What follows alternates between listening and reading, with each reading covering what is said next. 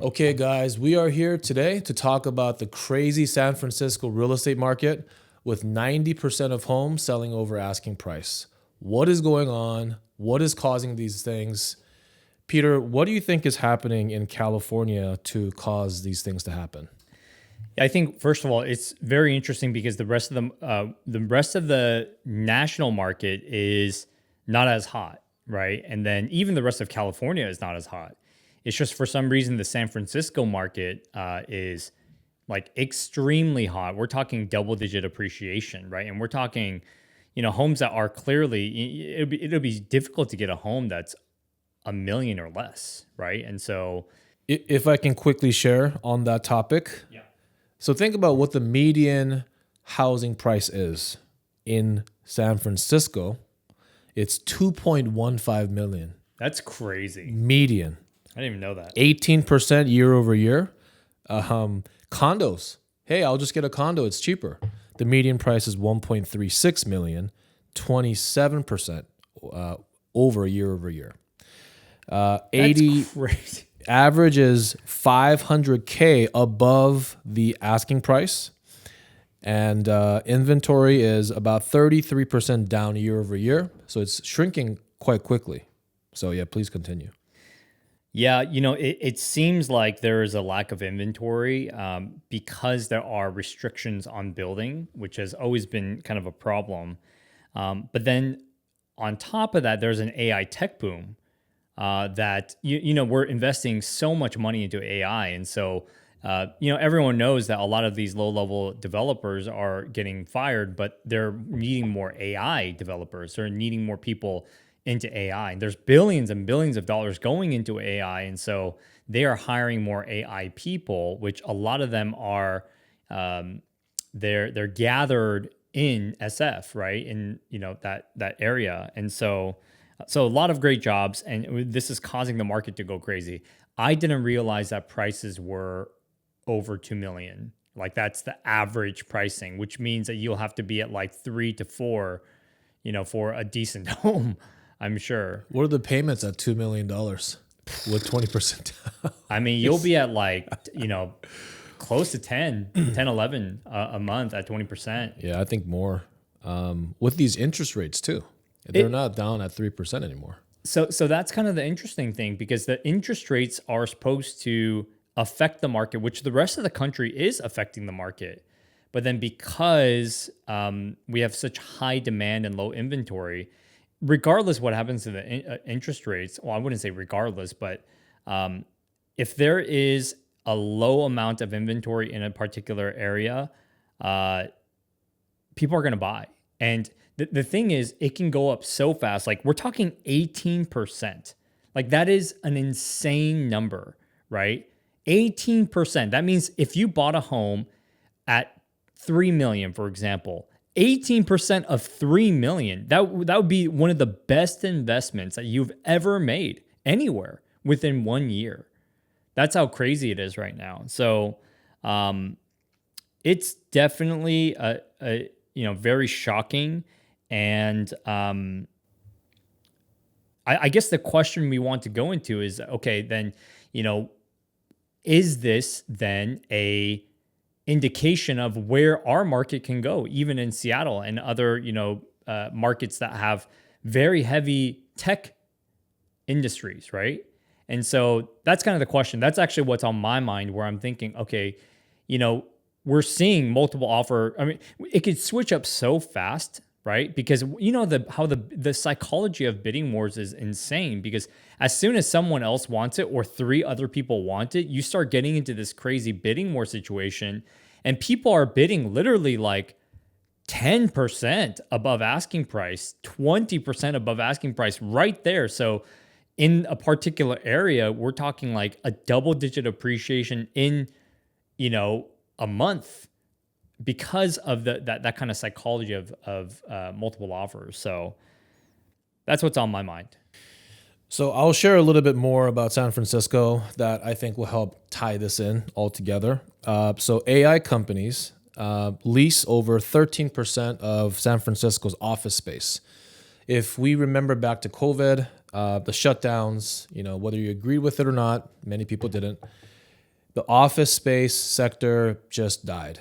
There were record number of vacancies. I remember seeing over 30% of office space. I mean, think about the millions and millions and millions of office space that just got vacated practically overnight.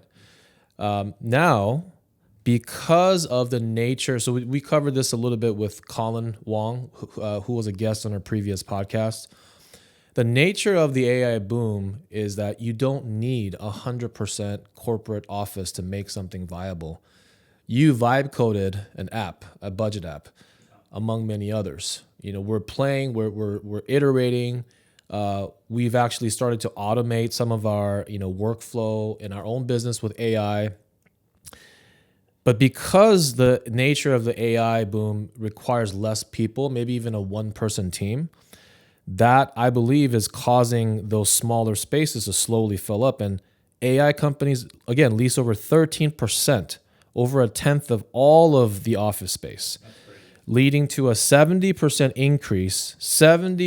increase in quarterly office demand, with startups rapidly filling vacancies. I think that's a huge fact to remember because that will tie into how I think the market's going to change in Seattle.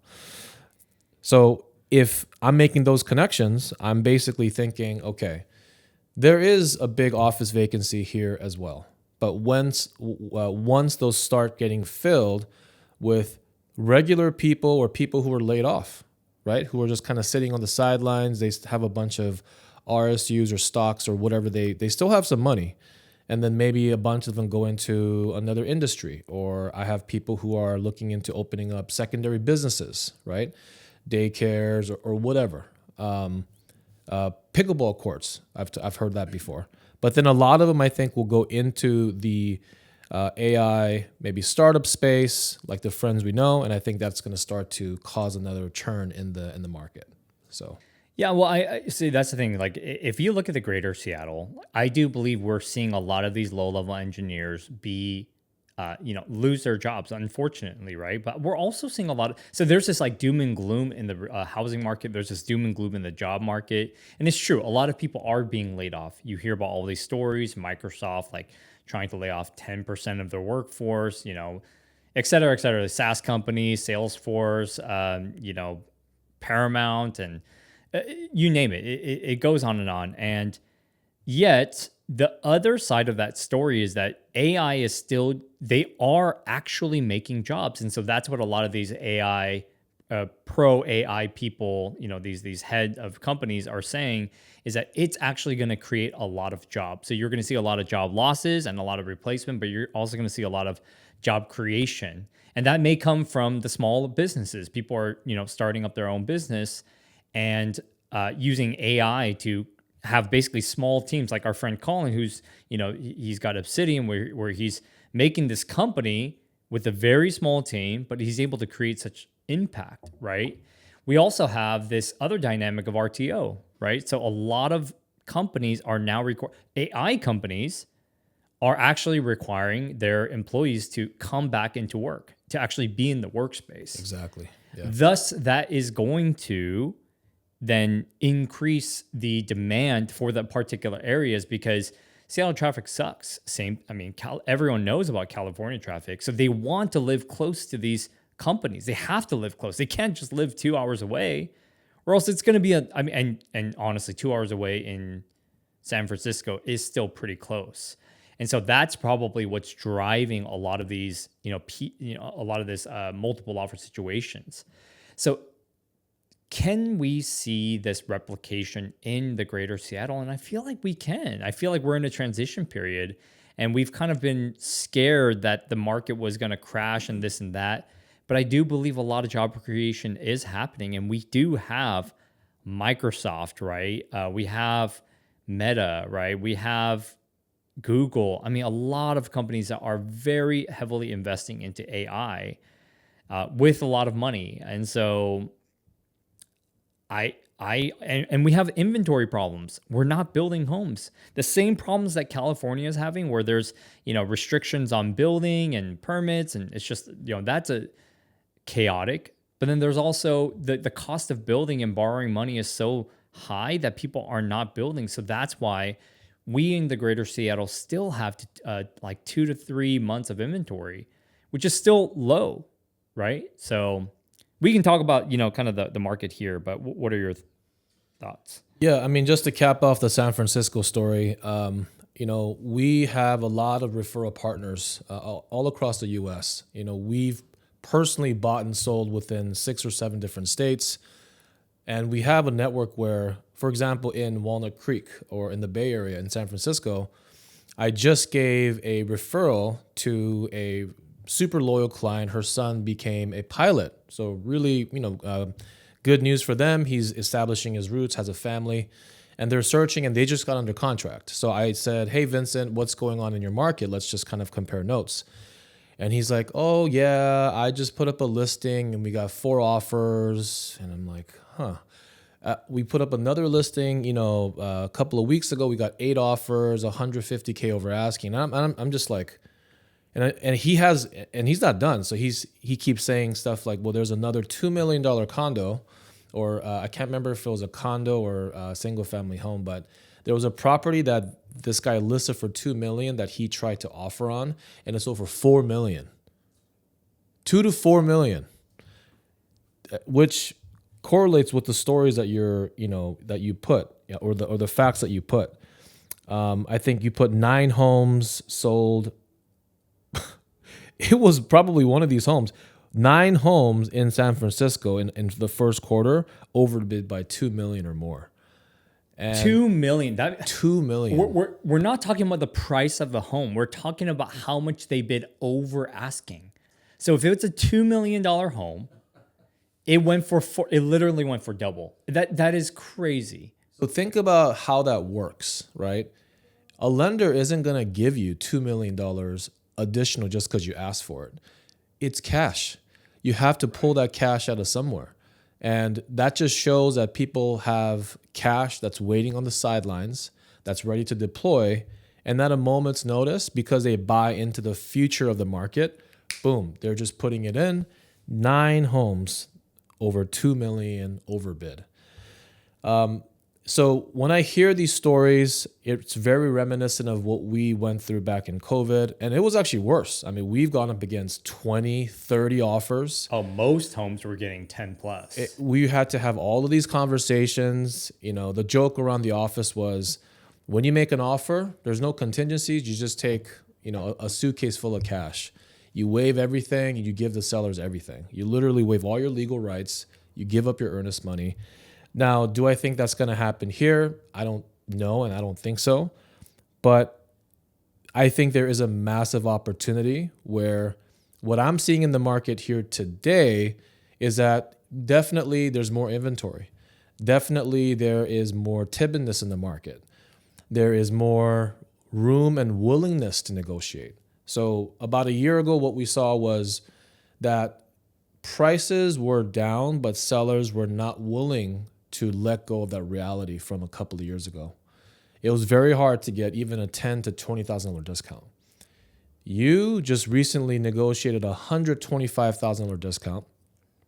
I'm looking at a $50,000 discount off of one of these listings that we're actually may make an offer on today or tomorrow.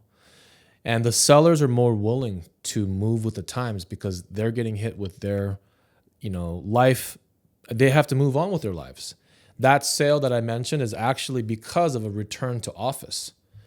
And, because they work on the east side and they bought this nice home, they overbought this nice home in Linwood. Now they don't want to commute 2 hours a day. So I believe that there is going to be a resurgence. I believe that when some of these trends hit this market here, and maybe coupled with lowering of the interest rates, I think the market's going to come back. But what are your thoughts on the market here? Yeah, let's talk about it. So here's what's actually happening. I've been watching the market. I seriously, I've been watching it so often because I want to know what's actually going on. And what you're seeing is prices are going up. Prices are actually going up until the March data. As of March, and the April data should be coming very soon here. And I've actually been waiting for that until I did a market update for all of our clients. Prices are actually still going up, despite the AI scare, right? The job loss scare, despite the higher rates when it went from 5.99 to 6.5, like this, with what the Fed chair has said, and with the active war, prices are still going up. So the thing we are seeing though a lot, at least amongst our, just our experience and actually agents' experience. I just talked to a few different agents this past couple of weeks, and they're just asking me, hey, like, what's going on with your listings? And they're like, oh yeah, my listing's sitting, but the listing's really good. The home is really good. It's Kirkland. Like, why is my listing sitting? Right? I just did 2 price reductions and it's still sitting. And people just put their house up for like 150,000 less than mine, and it's comparable to mine. Right. And so that's actually the headline for a lot of people, for a lot of agents, where homes are sitting. King County, 47 days median listing time. Snohomish County, it's faster overall. It's 24 to 37 days. And then, of course, luxury is taking, obviously a little bit longer. But we right now have roughly around 2.78 months of inventory. Last year, we had 2.15 months of inventory. So we've definitely increased. And then the year in 2024, 1.57. In 2023, 1.38. In 2022, when it was just absolutely chaotic and we just had nothing to choose from, that's where we saw, the multiple offers. We were putting 300,000 to 500,000 above asking price just to be able to have a chance to win it. And back then, there was less than a month of inventory. So the statistics here says 0.58 months of inventory. We're at 2.78. And in Snohomish County and King County, we're right around like that 2 to 3 mark, like almost 3 months of inventory mark. Still better than, the balanced market, which is, like 4 to 6 months of inventory. But yeah, we definitely have more. And so we're right around a 1.5% year over year like we actually decreased in price year over year. And I don't know what April, because usually a lot of the price increase happens in the beginning of the year until about May.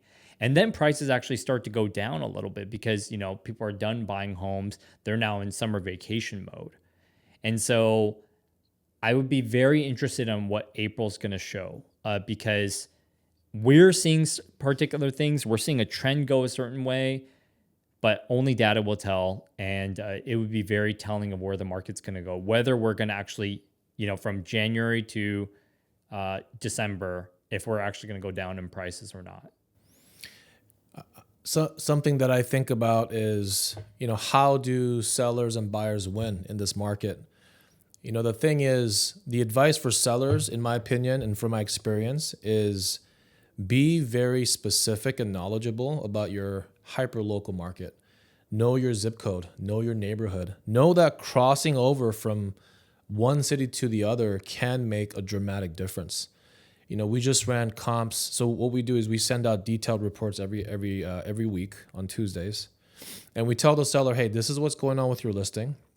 This is, the statistics. These are the numbers. These are the metrics. And if you cross over from one zip code, which could literally be a street over, your inventory can change a whole month or even 2 months. I've seen inventory change from one city to the next from 2 to 4 months just because of the zip code, which could be mainly the school district, mainly the future improvements that city is promising. For example, in Snohomish County, Linwood is kind of the hot ticket still right now. And if you know those numbers and metrics, you know where to fit in. And if you are priced well, things will still sell. I just saw a property sell the first day it came onto the market because the builder that released that inventory was very realistic about the price. And when we see price reductions, it doesn't make sense to most people, but because a lot of these guys are watching these listings like a hawk, when you do a big enough price reduction, you can actually get a bidding war and bid that price back up. I've seen that too. And not a bidding war in the sense that it's going to go up 100K. It's more like maybe you drop it down to below list price and you go back up to list price, maybe with wave contingencies.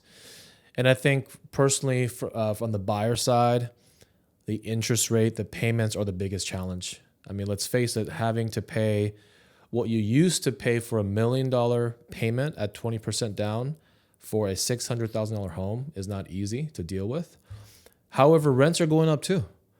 I just saw a townhome on the east side. That's not that big. I think it was like 1,700 square feet. Rent out for $4,000 a month, and that's just a townhome. So you look at these relative differences, and you look at, okay, do you buy into the idea that we are going to come back? Do you understand that our inventory is still relatively low because 4 to 6 months is a balanced market, and we're at 2.5, like you mentioned. And the last thing is, just like San Francisco, New York, New York City, Hawaii. I mean, we are land and build constrained. There's not a vast expanse of land we can just go into to build. Municipalities and cities are very tough to deal with in Washington. It's very expensive to build, like you said. So we're always going to be supply constrained, and I think that means that it's always going to be a relatively hot market. So will it come back? I mean, we don't have a crystal ball, just like San Francisco, but I do believe that we are in a pocket, in a lull. And if you're a buyer, I think it's a great opportunity. I think one thing we have to mention, though, and you briefly mentioned it, is the mortgage rates. Like, where are mortgage rates going to go? Because, like you said, we're always going to have a constraint of supply, at least in the foreseeable future, because we can actually see, we have data on housing starts, right? Like how many permits, and we could see that, right? And we're not seeing enough inventory here in Washington, right? And so, okay, then maybe we are going to get a bunch of foreclosures, right? People just can't make their payments. We're not there either, because a lot of people still have a lot of equity, and they actually have still a lot of money in RSUs where they don't have to actually sell. So we're not seeing any of that. We're not seeing a bunch of backlogged mortgage payments because we have that data. So constrained supply, one of the two biggest factors that will affect demand, which will affect the prices ultimately, is mortgage rates and the job market, right? And so and then of course, consumer confidence. Okay, so let's talk about consumer confidence. If the war in Iran goes away, if it actually does end, then I believe that, that consumer confidence will bolster, right? Number two is AI. Like we said before, like we're seeing a massive uptick of AI employees in California, in San Francisco right now. We are actually seeing job creation happening. Are we going to see the same thing here in Seattle? And I venture to say that we very well may, because I believe that there's so much talent out here that a lot of people are going to want to move out here, and a lot of jobs are going to be created.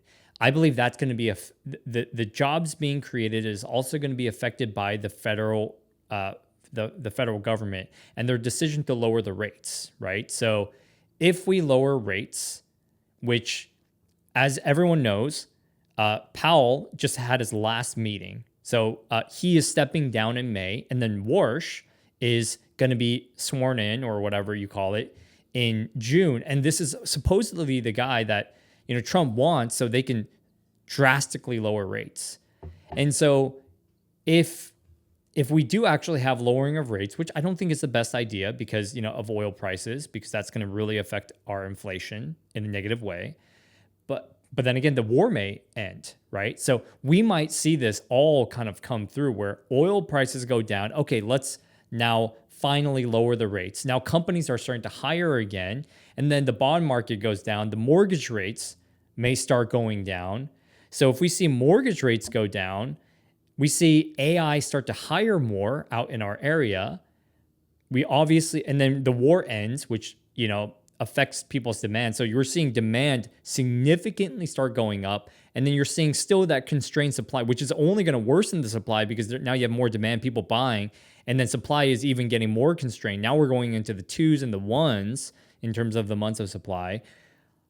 Well, then we could we're not going to see California where we're seeing 2 million above asking, but we may see not a 2022, but maybe a 2023, maybe some like a mini version where we're now seeing people put in 100,000, 300,000 above asking price again.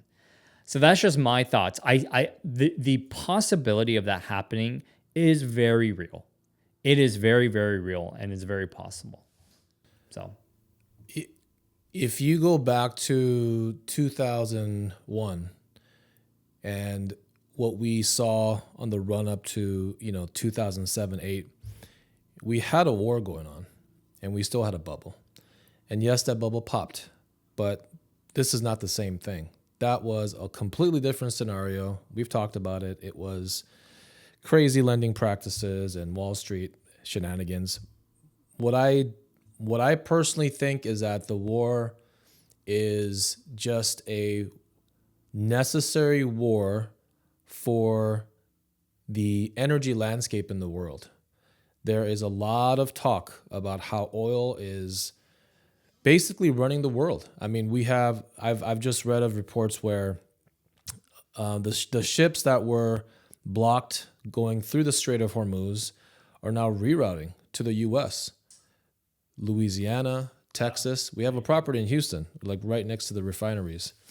So this war, however you think of it, the more I research and look into it, is a necessary one to shift the balance in power.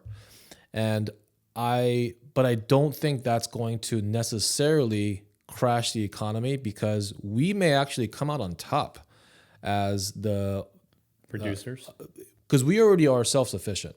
We already produce enough oil. Like if we were just cut off, we'd be fine. That's kind of how we became a superpower, right? We have coast and coast, and we have land and land, and we have enough resources to protect it. We have enough internal, oil and gas production to just survive. But I think this is not going, in my opinion, I don't think the war is going to end anytime soon, but I don't think that's going to prevent an AI bubble. That's already happening in San Francisco. And like you said, I think it's very real, the chance of it happening again here, because we have been a mini San Francisco, right? We have the infrastructure. We have the companies that have already rooted here. I mean, sure, there's some headwind with the whole millionaire tax, and that's a whole nother episode, I'm sure. But there's so much massive tailwind on the AI side of things, and the pent-up frustration from the people who got let go, who are saying, you know what, screw this. I'm going to do my own thing. Look at our, Colin or our friend Rishi or whoever. I have a lot of friends. I have a lot of friends who started companies. Yeah. And that's going to, I think, continue. I think the entrepreneurial spirit is usually snuffed out by the realities of being an entrepreneur. It is a lot of work to become an entrepreneur. There's no safety net. You don't get to call HR and complain about your coworker, right? But all that is becoming easier. We're able to create more value. There's going to be more, local value, I think, because, we all have local needs. And I'm hopeful. In the long run, I think the worst case, in my opinion, is a little bit of stagflation, where we have this high inflation. It sucks, but it's almost necessary in this changing of the guards in the world order. And, maybe we'll just stay.